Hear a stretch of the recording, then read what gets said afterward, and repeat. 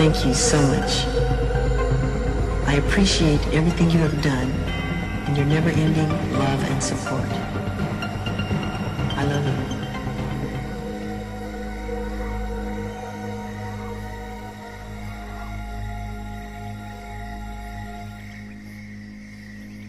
On a Saturday night, September 27th, in the year 2008, Michael Bouwhuis, 22, was stabbed around 9:30 p.m. outside his apartment building on Ford Street in the Courtown neighborhood bounded by Ferguson in Wellington, Maine, and Young Street, near the escarpment.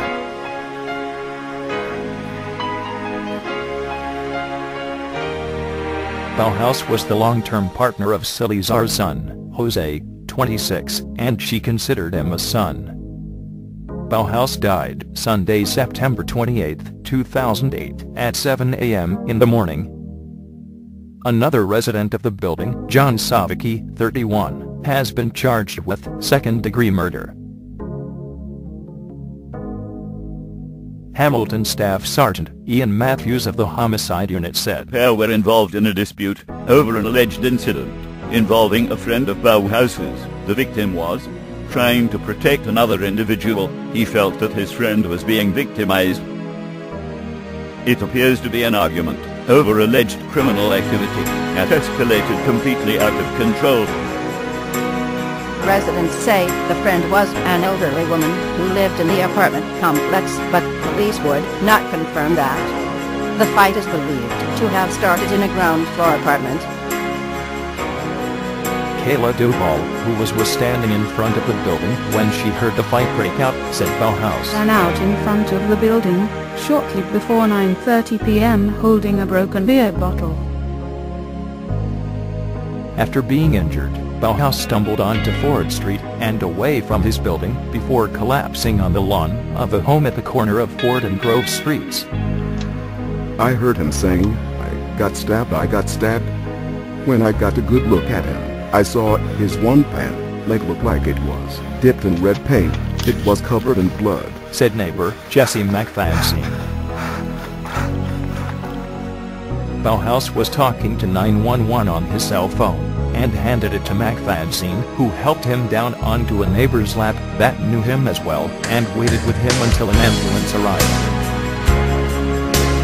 The news about the murder was still sinking in the following day around the neighborhood, which some say has been plagued by problems.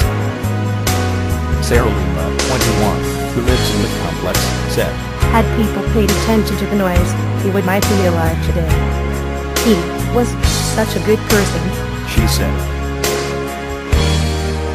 Salazar described her son's partner as very friendly, a good guy who'd have turned 23 in 1 month and 1 week on November 8.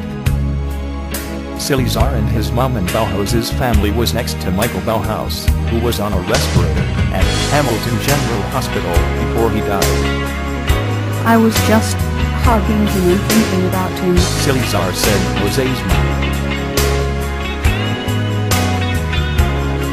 "My partner was enrolled in school in Friars College to become a social worker and was starting a job at the coffee shop on the following day," Salazar said. Michael Bouwhuis had told a neighbor he was going to college to become a social worker. Paul Bouwhuis said his cousin leaves behind his mother, father, and a younger sister, and his rest of his family, that will dearly miss him and love him. Police don't believe it was hate-motivated but are not ruling it out. They are still seeking witnesses to the city's 5th homicide of the year in 2008.